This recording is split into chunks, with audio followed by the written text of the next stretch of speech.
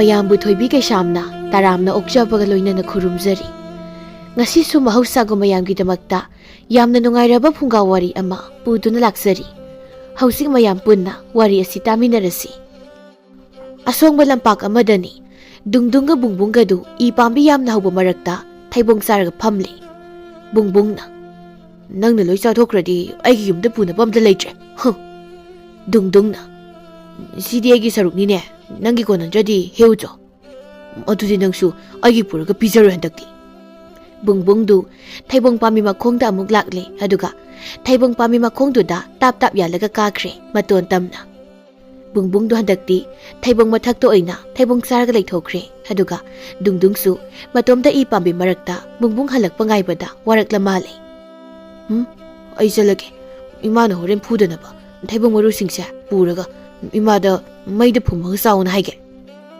somda bungbungdu thaibong pambi mathaktuda ngasaidagi karigumba ma yenglaga phamli male thaibong masada makhongdu yantharaga nahan kai udaba maphamni adeisi napi syam songi aduga lambi amakh sangna lei akhoi bazina I marakta saji le haibada asisi oidoini bungbungdu umasada da amuk lepaga oi saji ne ada napi awang marakta masi balga chalisi machu ku phajasi aroibini hari ai saji sat tanarugeidi bungbungdu thaibong pambi dagi kumtharingai napi marakta sajik saramba sajidu karigumba tamthiba sahingsaba mana sorosor singlaga makolda pusingkhibagum tawi bungbungdu napi awang maraktuda napi do haidoktana saji lehauba maraktuda changlakpada saji masidu teklaga targa leirami bungbungdu saji masidu ubada haraubana loikre somdana amuk dungdungdu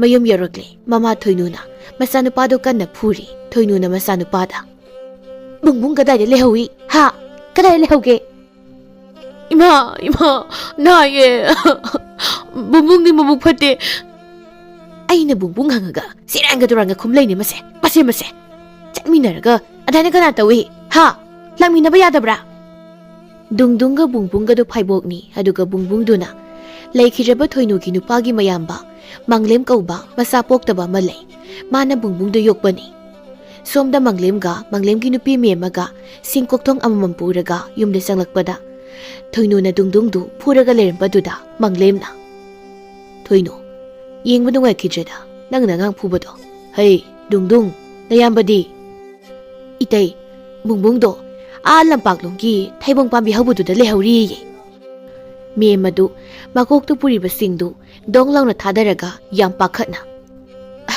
mapa angang da makharongi I hobu maraktu soina changluba tare hingsaba le hainabani se thangjausi pukho manglemdu memadagi thangjaudu tap launa pairaga hobe satkre lambida manglemdu mathanta hingchabra khangdaba men manta daba tamthiba mijaw ma leibani madunaga thingnakrabadi isa yokjabaidi haidi loire chatpani yaroi chelage somda bungbungdu napi marakta saji masidu pairaga thokpa ma ikhang khangdabagum piri asomdagi natra aina ngasai lakpado dungdung laga chalake kaino hojiki makhodo o saji ne hojiki do bungbungna lariba napi maraktuda wang saraba maya sauba masi ani panba mamitongba matu zomzom somba lamlamuk sangba khusa panba chabok pi kauba hingsabadu phamlaga matomta ho pitru pikpangang sidi charaga khanau haka janabani saji masa sinasu asinasu yaba nate iroi ma pharakpudu saraga nungaya tumthoklugige chabok pidu napi marakta paktharaga magi makolda tumina sankre aduga somda napi marakta manglemdu mungbung kauduna changlakpagi makholdu tabada chabok pidu magi makolda changge tawbaga ahalgi makolni na sidi iroi kona sage mi hana sage mirep ahumuk wangwa sabok pidu napidu haidoktana manglemi khonjel taki maphamdu tamna dam lai leiramjena sidi mathang lakda sarage chabok pidu magi makolomda mu chaikre napi marakta manglemda lotlaga bungbungi masildu kanna melaga hausikidu karino nang khangbra nang uraba natro. Masi mana si lerga yumda pugi masi. Manglem na bungbungdu mana lerga mayumda pukre. Numidang sabukpidu, iroi mapidu, mabukpiktana saraga, goro na koklaga, makolda tumkirami. Sabukpi layba makoldudagi harapa mapam amada, yum amakak taba kul amalay. Imung aduda, aganba, karanyam na taba nupa masa pikpa masulay rami.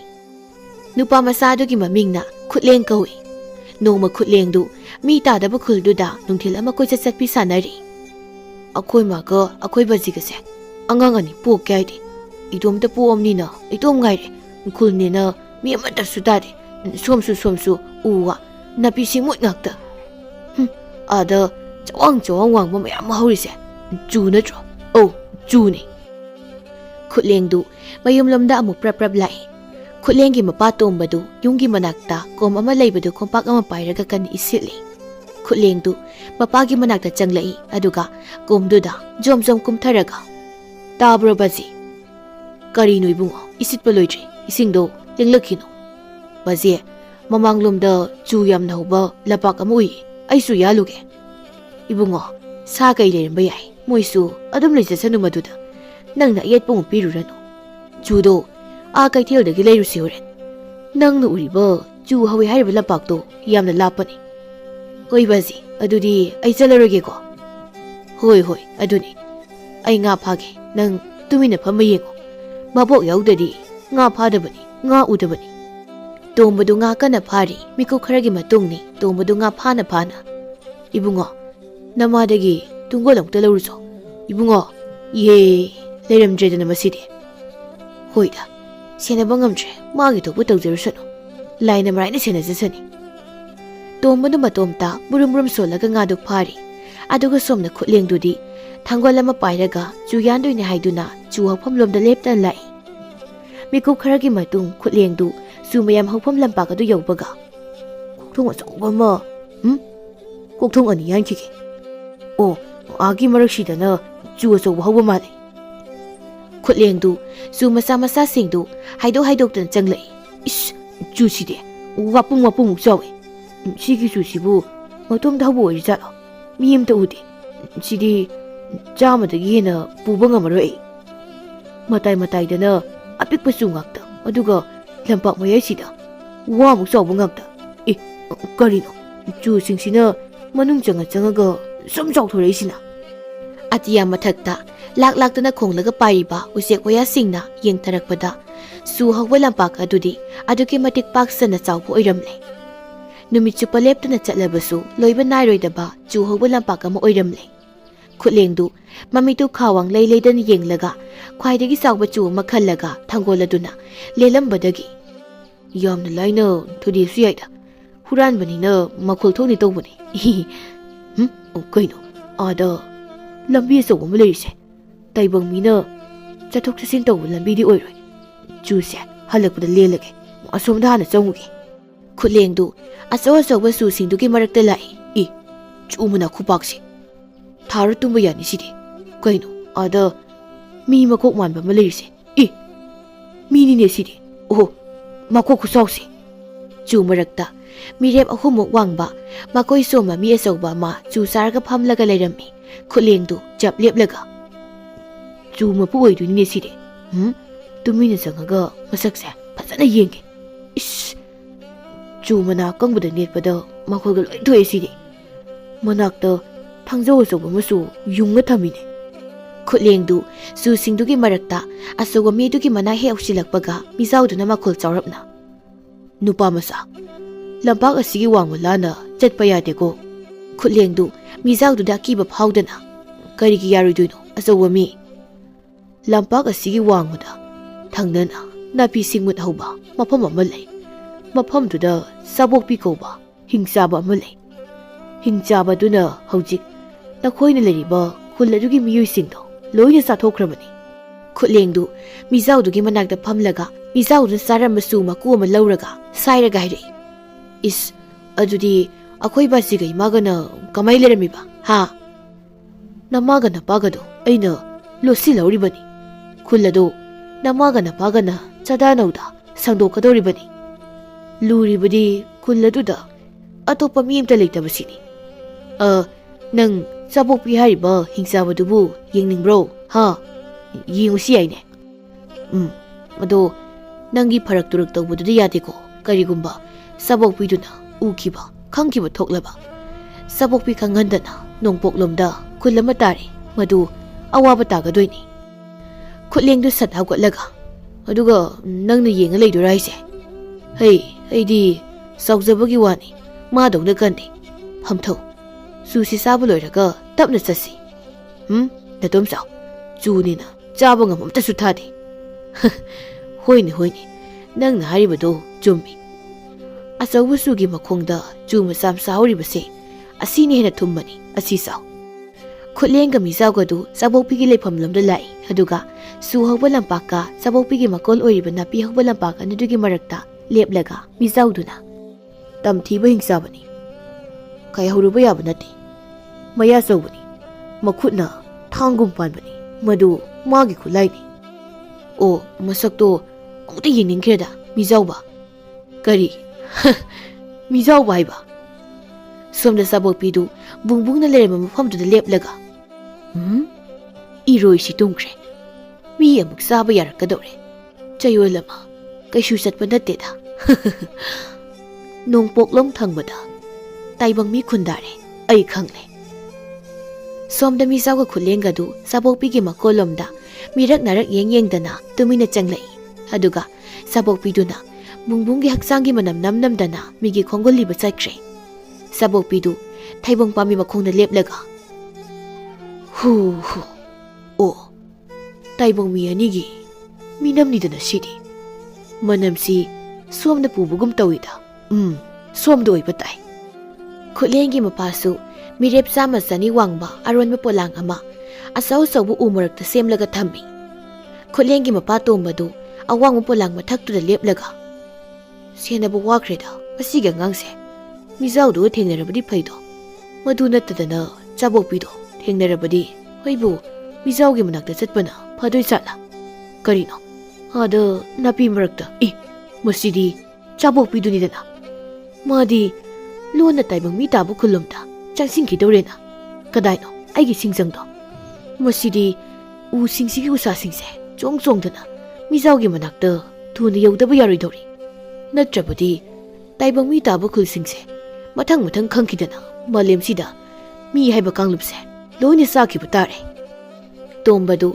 ꯃꯃꯥꯡꯗ ꯍꯧꯔꯤꯕ ꯎꯖꯥꯎꯁꯤꯡꯗꯨꯒꯤ ꯎꯁꯥꯁꯤꯡꯗꯨ ꯆꯣꯡꯗꯅ ꯃꯤꯖꯥꯎꯒꯤ ꯆꯨꯔꯛ ꯇꯝꯅ ꯆꯦꯟꯈ꯭ꯔꯦ ꯁꯣꯝꯗ ꯆꯥꯕꯣꯛꯄꯤ ꯍꯤꯡꯆꯥꯕꯗꯨ ꯃꯪꯂꯦꯝꯒꯤ ꯈꯨꯜ ꯌꯧꯁꯤꯜꯂꯛꯂ ꯃꯥꯜꯂꯤ ꯃꯪꯂꯦꯝꯒꯤ ꯈꯨꯜꯗꯨ ꯃꯤꯀꯞ ꯃꯤꯔꯥꯎ ꯈꯨꯜꯅ ꯄꯨꯝꯅꯤꯟ ꯅꯤꯜꯂꯤ ꯅꯨꯄꯤ ꯑꯉꯥꯡꯁꯤꯡ ꯀꯞꯅ ꯂꯥꯎꯅꯗꯅ ꯆꯥꯕꯣꯛꯄꯤ ꯍꯤꯡꯆꯥꯕꯒꯤ ꯃꯃꯥꯡꯗ ꯆꯦꯟꯅꯔꯤ ꯑꯗꯨꯒ ꯆꯥꯕꯣꯛꯄꯤꯅ ꯑꯐꯪꯕ ꯃꯤ ꯇꯥꯞ ꯐꯥꯔꯒ ꯆꯥꯕ ꯍꯧꯔꯛꯂꯤ ꯑꯁꯣꯝꯗꯁꯨ ꯃꯤꯖꯥꯎꯒ ꯈꯨꯠꯂꯦꯡꯒ ꯇꯣꯝꯕꯒꯗꯨ ꯃꯪꯂꯦꯝꯒꯤ ꯈꯨꯜ ꯇꯝꯅ ꯂꯩꯖꯕꯤ ꯊꯥꯗꯅ ꯆꯦꯜꯂꯛꯂꯤ ꯈꯨꯜꯂꯣꯝꯗꯅ ꯃꯪꯂꯦꯝꯅ ꯅꯨꯄꯤ ꯑꯉꯥꯡꯁꯤꯡꯗꯨ ꯁꯦꯟꯅꯕꯗ ꯊꯕꯛ ꯑꯃ ꯑꯣꯏꯔꯤ ꯊꯣꯏꯅꯨꯒ ꯃꯪꯂꯦꯝꯒꯤ ꯅꯨꯄꯤ ꯃꯦꯝꯃꯒ ꯑꯉꯥꯡ ꯑꯗꯨ ꯁꯦꯟꯅꯕꯗ ꯑꯋꯥꯕ ꯑꯃ ꯑꯣꯏꯔꯝꯃꯤ ꯊꯣꯏꯅꯨꯗꯤ ꯆꯥꯕꯣꯛꯄꯤ ꯍꯤꯡꯆꯥꯕꯗꯨ ꯀꯤꯕꯒꯤ ꯃꯍꯨꯠ ꯗꯨꯡꯗꯨꯡꯒ ꯕꯨꯡꯕꯨꯡꯒꯗꯨ ꯗꯝꯗꯝ ꯐꯨꯊꯔꯛꯂꯤ ꯂꯝ ꯍꯦꯟꯕ ꯅꯣꯏ ꯑꯅꯤꯅ ꯀꯧꯕ ꯍꯤꯡꯆꯥꯕꯅꯤ ꯅꯣꯏ ꯑꯅꯤ ꯍꯥꯟꯅ ꯍꯥꯠꯂꯒ ꯐꯒꯗꯕꯅꯤ ꯃꯪꯂꯦꯝꯒ ꯃꯦꯝꯃꯒꯅ ꯊꯣꯏꯅꯨꯗꯨ ꯈꯥꯝꯃ ꯀꯟꯅ ꯂꯥꯛꯅꯔꯤꯉꯩ ꯆꯥꯕꯣꯛꯄꯤ ꯍꯤꯡꯆꯥꯕꯗꯨ ꯑꯉꯥꯡ ꯑꯅꯤꯒꯤ ꯃꯅꯥꯛ ꯌꯧꯁꯤꯜꯂꯛꯂꯤ ꯃꯪꯂꯦꯝ ꯃꯦꯝꯃ ꯊꯣꯏꯅꯨ ꯍꯣꯏꯁꯨ ꯆꯦꯟꯕ ꯅꯪꯍꯧꯗꯦ ꯆꯥꯕꯣꯛꯄꯤ ꯍꯤꯡꯆꯥꯕꯗꯨ ꯑꯉꯥꯡ ꯑꯅꯤꯗꯨꯗ ꯌꯦꯡꯂꯒ ꯃꯈꯨꯠꯇ ꯃꯤ ꯑꯃꯃꯝꯁꯨ ꯄꯥꯏꯔꯤ ꯃꯤꯁꯤꯡꯗꯨꯁꯨ ꯀꯞꯄꯒ ꯂꯥꯎꯔꯤ ꯆꯥꯕꯣꯛꯄꯤꯅ ꯃꯤ ꯑꯃ ꯖꯣꯞ ꯂꯥꯎꯅ ꯆꯥꯊꯣꯛꯂꯒ ꯍꯧꯖꯤꯛꯇꯤ ꯆꯈꯥꯎ ꯊꯟꯅ ꯇꯥꯏꯕꯪ ꯃꯤ ꯆꯥꯕ ꯑꯃꯨꯛ ꯐꯪꯂꯦꯗꯣ ꯆꯥꯕꯒꯤ ꯄꯦꯟꯕ ꯅꯥꯏꯗꯕ ꯃꯍꯥꯎ ꯂꯩꯕ ꯇꯥꯏꯕꯪ ꯃꯤ ꯅꯈꯣꯏꯁꯦ ꯂꯣꯏꯅ ꯃꯨꯊꯠꯄꯁꯨ ꯄꯥꯝꯗꯦ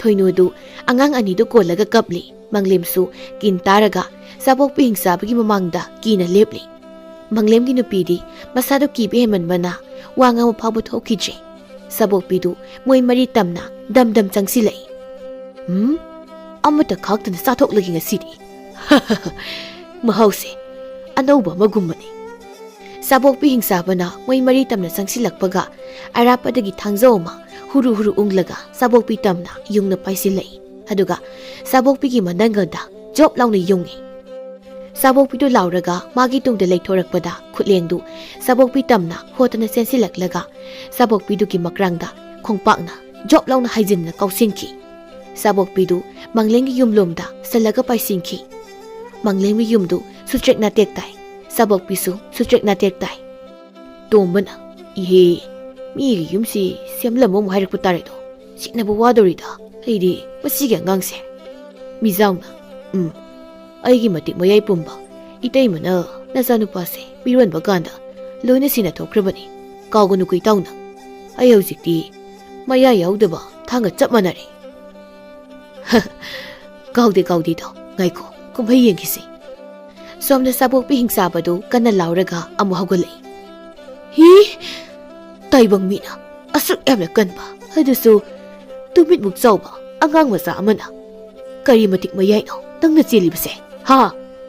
ꯈꯨꯠꯂꯦꯡꯅ "ꯍꯩ ꯑꯄꯪꯕ, ꯁꯍꯤꯡꯁꯥꯕ ꯍꯤꯡꯆꯥꯕ, ꯑꯀꯟꯕꯒꯤꯁꯨ ꯋꯥꯔꯛꯄꯤꯕ ꯉꯝꯕ ꯑꯩ ꯄꯣꯛꯂꯛꯂꯤꯕꯅꯤ ꯀꯧꯅꯣ꯫ ꯅꯪꯕꯨ ꯍꯥꯟꯅ ꯃꯁꯛ ꯈꯪꯂꯨꯗꯕ ꯑꯩꯅ ꯍꯦꯟꯅ ꯄꯪꯂꯝꯃꯤ ꯅꯪꯉꯣꯟꯗꯒꯤ꯫ ꯌꯦꯡꯉꯨꯅ ꯉꯁꯤꯗꯤ ꯅꯨꯡꯉꯥꯏꯅꯤꯕ ꯑꯩꯅ"꯫ ꯈꯨꯠꯂꯦꯡꯗꯨ ꯁꯥꯕꯣꯛꯄꯤ ꯇꯝꯅ ꯍꯣꯠꯇꯅ ꯆꯦꯟꯁꯤꯜꯂꯛꯏ꯫ ꯁꯥꯕꯣꯛꯄꯤꯒ ꯈꯨꯠꯂꯦꯡꯒ ꯃꯣꯏ ꯑꯅꯤꯗꯨ ꯄꯪꯐꯨꯗ ꯐꯨꯅꯔꯛꯏ꯫ ꯃꯪꯂꯦꯝꯒꯤ ꯌꯨꯝꯗ ꯀꯨꯞꯄ ꯏ ꯃꯌꯥꯝꯗꯨ ꯑꯇꯤꯌꯥꯗ ꯀꯣꯏꯄꯥꯏ ꯄꯥꯏ꯫ ꯎꯐꯨꯜꯅꯁꯨ ꯋꯥꯏ ꯆꯥꯏꯔꯤ ꯃꯐꯝꯗꯨ꯫ ꯁꯤꯍꯧꯗꯕ ꯂꯩꯀꯥꯏ ꯈꯨꯜꯒꯤ ꯃꯤ ꯀꯌꯥ ꯑꯃꯁꯨ ꯈꯨꯠꯂꯦꯡꯒ ꯁꯥꯕꯣꯛꯄꯤꯒ ꯐꯨꯅꯕꯗꯨ ꯃꯍꯩ ꯃꯍꯩ ꯌꯦꯡꯕ ꯆꯦꯟꯁꯤꯟꯅꯔꯛꯏ꯫ ꯑꯄꯥꯏꯕ ꯏ ꯃꯔꯛꯇꯨꯗ ꯁꯥꯕꯣꯛꯄꯤꯅ ꯈꯨꯠꯂꯦꯡꯗ ꯀꯤꯟꯅ ꯂꯥꯝꯃꯒ ꯊꯤꯜꯂꯛꯏ꯫ ꯈꯨꯠꯂꯦꯡꯗꯨ ꯁꯠ ꯂꯥꯎꯅ ꯀꯨꯜꯂꯒ ꯁꯥꯕꯣꯛꯄꯤꯒꯤ ꯈꯗꯥꯡ ꯇꯝꯅ ꯑꯃꯨꯛ ꯆꯣꯡꯈꯠꯂꯛꯂꯒ ꯍꯤꯡꯆꯥꯕꯗꯨꯒꯤ ꯈꯗꯥꯡꯗꯨꯗ ꯈꯨꯠꯂꯦꯡꯒꯤ ꯂꯋꯥꯏ ꯂꯦꯝꯐꯨꯗꯨꯅ ꯄꯣꯞ ꯂꯥꯎꯅ ꯊꯣꯝꯖꯤꯜꯂꯤ꯫ ꯁꯥꯕꯣꯛꯄꯤꯗꯨ ꯂꯣꯡꯅ ꯁꯜꯂꯒ ꯑꯃꯨꯛ ꯄꯥꯏꯊꯣꯛꯈꯤ, ꯑꯗꯨꯒ ꯁꯤꯠꯂꯒ ꯑꯃꯨꯛ ꯇꯥꯏ꯫ ꯊꯣꯏꯅꯨꯅ ꯁꯣꯝꯗ "ꯏꯕꯨꯡꯉꯣ, ꯐꯨꯅꯗꯨꯒꯤ ꯃꯍꯨꯠ ꯍꯥꯠꯇꯣꯛꯅꯧꯅꯦ ꯅꯣꯏ ꯑꯅꯤꯕꯣ, ꯍꯥꯠꯇꯣꯛꯅꯧꯋꯣ"꯫ ꯃꯪꯂꯦꯝꯅ "ꯀꯔꯤꯅꯣ ꯊꯣꯏꯅꯨ, ꯍꯤꯡꯆꯥꯕꯁꯦ ꯍꯥꯠꯇꯣꯛꯂꯝꯃꯨ ꯍꯥꯏꯗ꯭ꯔꯗꯅ ꯍꯥꯠꯇꯣꯛꯅꯧꯗꯤ ꯀꯩꯅꯣ? ꯃꯦꯃꯥ, ꯌꯨꯝꯒꯤ ꯋꯥꯗꯤ ꯀꯣꯟꯅ ꯁꯥꯔꯁꯨ ꯌꯥꯏꯗ꯫ ꯌꯨꯝ ꯂꯩꯔꯒ ꯃꯤ ꯂꯩꯇꯕꯕꯨꯗꯤ, ꯃꯤ ꯂꯩꯔꯒ ꯌꯨꯝ ꯂꯩꯇꯕꯅ ꯍꯦꯟꯅ ꯐꯠꯇ꯭ꯔꯅꯦ, ꯍꯥ? ꯑꯗꯣ ꯃꯤꯖꯥꯎ ꯑꯃꯒ ꯅꯍꯥ ꯑꯃꯒ ꯈꯨꯕꯥꯛ ꯈꯨꯔꯒ ꯂꯦꯞꯂꯤꯕꯁꯦ ꯑꯀꯟꯕ ꯑꯉꯥꯡꯁꯤꯒꯤ ꯃꯤ ꯑꯣꯏꯗꯣꯏꯅꯤ꯫ ꯏꯍꯦ, ꯍꯤꯡꯆꯥꯕꯁꯤꯗꯤ ꯏ ꯑꯣꯔꯦꯗꯅ"꯫ ꯁꯣꯝꯗ ꯃꯤꯖꯥꯎꯅ "ꯀꯨꯝꯍꯩꯁꯦ ꯑꯩꯗꯤ ꯌꯦꯡꯕ ꯅꯨꯡꯉꯥꯏꯔꯦ ꯏꯕꯣ꯫ ꯈꯨꯠꯂꯦꯡꯒꯤ ꯈꯨꯠꯂꯩꯁꯦ ꯉꯁꯤꯅ ꯑꯍꯥꯟꯕ ꯆꯥꯡꯌꯦꯡꯕ ꯑꯣꯏꯒꯗꯣꯔꯦ ꯏꯇꯥꯎꯕꯤ"꯫ ꯇꯣꯝꯕꯅ "ꯅꯠꯇꯦ ꯅꯠꯇꯦ, ꯁꯥꯃꯨ ꯅꯨꯡꯁꯥ ꯀꯩꯒ ꯆꯥꯡꯌꯦꯡ ꯀꯌꯥ ꯇꯧꯈ꯭ꯔꯕꯅꯤ, ꯅꯣꯡꯁꯥ ꯇꯔꯥ ꯃꯇꯣꯝꯇꯅ ꯂꯥꯛꯆꯈꯤꯕ ꯂꯩꯈ꯭ꯔꯦ"꯫ ꯁꯣꯝꯗꯅ ꯑꯃꯨꯛ ꯁꯥꯕꯣꯛꯄꯤꯅ ꯈꯨꯠꯂꯦꯡꯗ ꯈꯨꯖꯤꯟꯅ ꯈꯣꯠꯄ ꯐꯥꯎꯕ ꯍꯦꯛ ꯐꯪꯗꯦ ꯍꯥꯏꯕꯗꯨ ꯇꯧꯔꯤ꯫ ꯁꯥꯕꯣꯛꯄꯤꯒꯤ ꯖꯣꯝ ꯖꯣꯝ ꯂꯥꯎꯕ ꯃꯇꯨꯁꯤꯡ ꯑꯗꯨꯁꯨ ꯃꯀꯨ ꯍꯨꯕ ꯌꯥꯎꯔꯤ꯫ ꯁꯥꯕꯣꯛꯄꯤꯒꯤ ꯃꯁꯥ ꯄꯨꯝꯕꯗꯨꯁꯨ ꯈꯨꯠꯂꯦꯡꯒꯤ ꯀꯤꯟ ꯃꯃꯤ ꯃꯆꯥ ꯃꯆꯥ ꯉꯥꯛꯇ ꯉꯥꯏꯔꯤ꯫ ꯈꯨꯠꯂꯦꯡꯒ ꯁꯥꯕꯣꯛꯄꯤ ꯍꯤꯡꯆꯥꯕꯒꯗꯨ ꯐꯨꯅ ꯐꯨꯅꯅ "ꯕꯥꯖꯤ, ꯏꯕꯥꯅꯤꯁꯨ ꯈꯨꯜꯁꯤꯗ ꯌꯨꯝ ꯍꯣꯡꯉꯁꯤ"꯫ ꯇꯣꯝꯕꯅ "ꯍꯩ, ꯃꯗꯨ ꯌꯥꯕ ꯍꯧꯅꯗꯦ, ꯍꯤꯡꯆꯥꯕꯗꯣ ꯆꯤꯡꯊꯣꯔꯛꯎ, ꯃꯉꯣꯟ ꯈꯣꯛꯁꯤ"꯫ ꯃꯤꯖꯥꯎꯅ "ꯃꯌꯥꯝ, ꯍꯤꯡꯆꯥꯕꯁꯤꯒꯤ ꯃꯃꯤꯡ"꯫ ꯃꯪꯂꯦꯝꯅ "ꯏꯕꯨꯡꯉꯣ ꯃꯤꯖꯥꯎꯕ, ꯁꯥꯕꯣꯛꯄꯤ ꯀꯧꯕꯅꯤ꯫ ꯑꯥꯗ ꯁꯜꯂꯒ ꯇꯥꯔꯒ ꯂꯩꯔꯤꯕꯁꯦ ꯅꯪ ꯑꯃꯨꯛꯇ ꯆꯤꯡꯊꯣꯔꯛꯎ, ꯍꯥꯠꯇꯣꯛꯍꯧꯕ ꯌꯥꯕ꯭ꯔꯥ ꯌꯦꯡꯁꯤ"꯫ ꯈꯨꯠꯂꯦꯡꯅ "ꯏꯄꯨ, ꯍꯥꯠꯇꯣꯛꯄ ꯄꯥꯝꯃꯨꯏ, ꯊꯕꯛ ꯁꯤꯖꯤꯟꯅꯅꯕ ꯑꯩ ꯌꯨꯝꯗ ꯄꯨꯈ꯭ꯔꯒꯦ"꯫ ꯁꯥꯕꯣꯛꯄꯤ ꯍꯤꯡꯆꯥꯕꯗꯨ ꯈꯨꯠꯂꯦꯡꯅ ꯆꯤꯡꯂꯒ ꯄꯨꯈ꯭ꯔꯦ꯫ ꯑꯗꯨꯒ ꯃꯥꯒꯤ ꯃꯌꯨꯝꯗ ꯁꯥ ꯌꯣꯛꯅꯕ ꯊꯝꯕ ꯁꯔꯪ ꯑꯆꯧꯕ ꯑꯃ ꯁꯥꯔꯒ ꯊꯝꯕꯗꯨꯗ ꯐꯥꯖꯤꯜꯂꯒ ꯊꯝꯈ꯭ꯔꯦ꯫ ꯅꯣꯡꯃ ꯑꯍꯤꯡ ꯑꯃꯅꯤ ꯁꯥꯕꯣꯛꯄꯤ ꯍꯤꯡꯆꯥꯕꯒꯤ ꯁꯔꯪ ꯃꯅꯥꯛꯇ ꯁꯑꯣꯝ ꯃꯄꯤ ꯑꯃ ꯆꯪꯂꯛꯂꯒ "ꯇꯥꯏꯕꯪ ꯃꯤꯁꯤꯡꯁꯤꯅ ꯂꯝꯄꯥꯛꯇ ꯂꯩꯕ ꯁꯥꯁꯤꯡꯕꯨ ꯀꯌꯥꯗ ꯇꯥꯊꯤ ꯇꯑꯣꯏꯅ ꯂꯣꯏꯅꯔꯤꯕꯅꯣ? ꯃꯁꯤꯗꯤ ꯁꯥꯕꯣꯛꯄꯤ ꯍꯥꯏꯔꯤꯕ ꯇꯝꯊꯤꯔꯕ ꯍꯤꯡꯆꯥꯕꯗꯨꯅꯤꯅ꯫ ꯃꯥꯗꯤ ꯃꯇꯧ ꯀꯔꯝꯅ?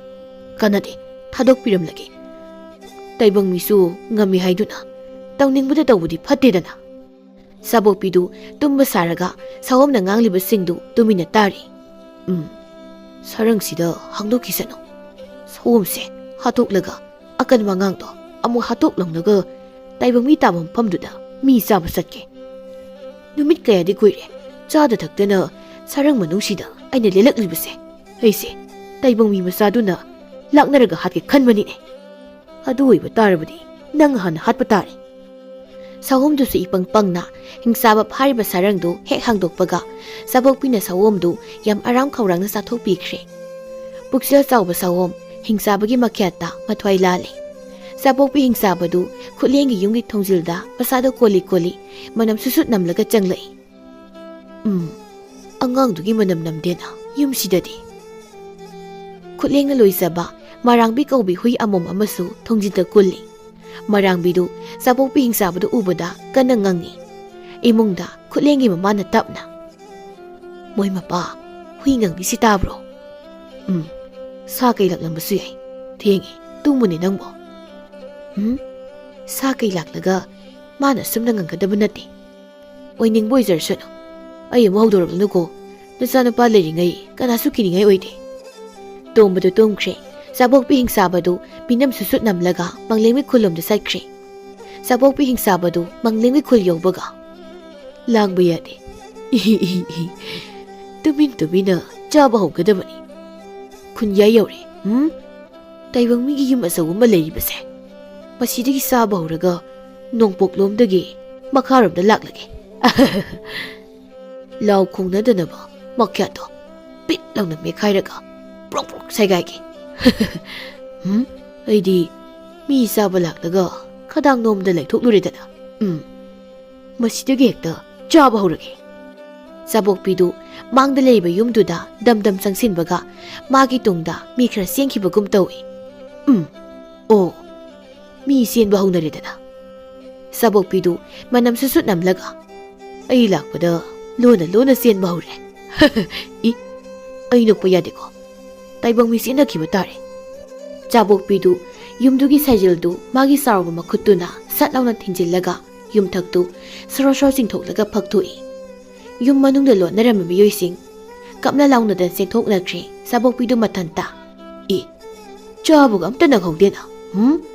Yumthangnabasi amuk tawrage. Yumthangnaba imungda nupa amana hay mama maning thonglamna selo angangsingse khonjal thoganba yade. Aidi sirasu yaine. Nupadugi nupiduna karina mapa madu yaba nate puna sengrasi lao. Hey puna seladi tanarakadoinine ay lehogi. Somna sabokpidu nupadugi yumlomda mamaydo ansillaga. Songi mising sisu jengkraba zala. Jelo nangi khongkap kunga aigi khongkap amaga mani.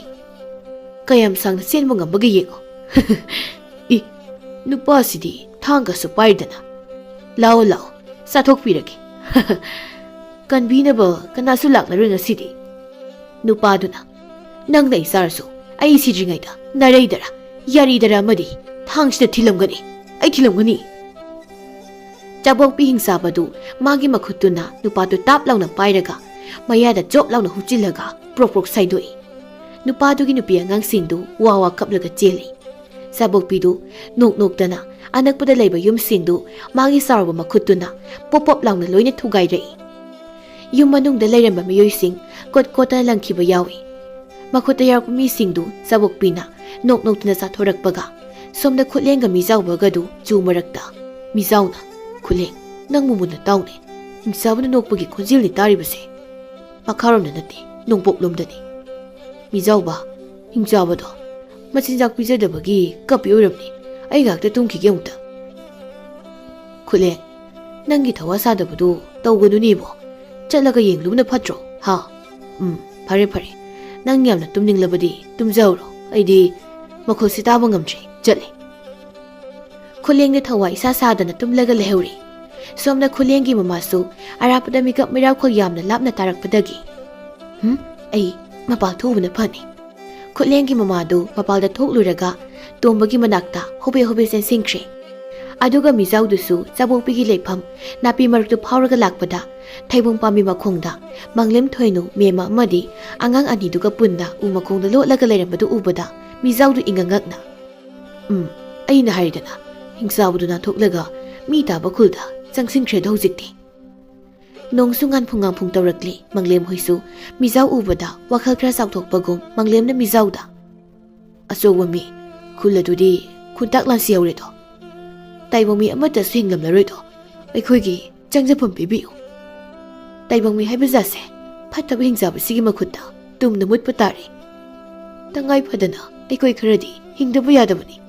Khulladuda miyoi kharasu soidalo lamkhini makhoi buhana kanbiruso. Mizauna ipagumba kigano nakhoi chu hoba lambang sumda chalo ai khulda satke.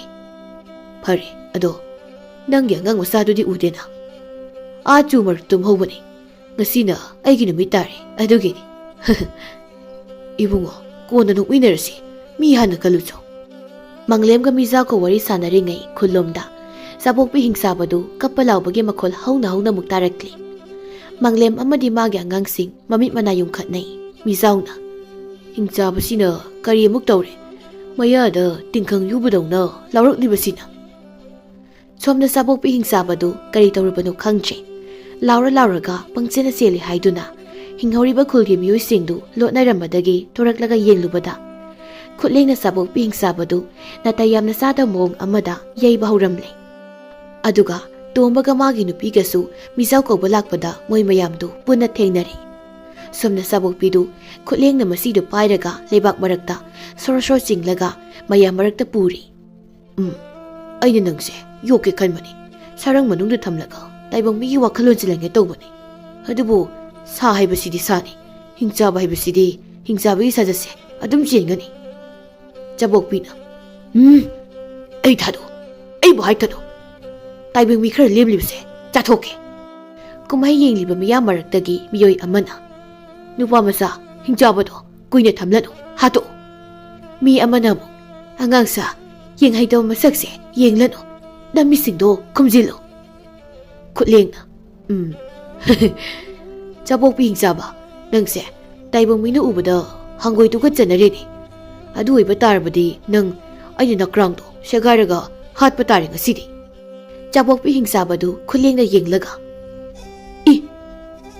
Masidi ay masise thudeklaga chingibana phadong male. Jabok pidu kutleng na pariba magi masidu boklang na thudeklaga jengi hek tawbaga kutleng na sabok pigi makhongdu tap launa pharaga makrangdu straight auna segai. Sabok pi hingsabadu kanna lawi. Arakpada mangle mizaw thoinu mema aduga ngang aniduga tomba amadi tombagi nupiga moy mayamdu sabok pi na saina khangkhei lawbudu tabada punna nokminai. Asumna kutleng na phataba hingsabadu yam tamthina hatokpiduna mutki gadawraba kuladugi miyoy singdu sabok pi hingsabage makyatagi kanbirami amadi aki khang leitaba khul ama ohenduna nungaini hinghan khirami.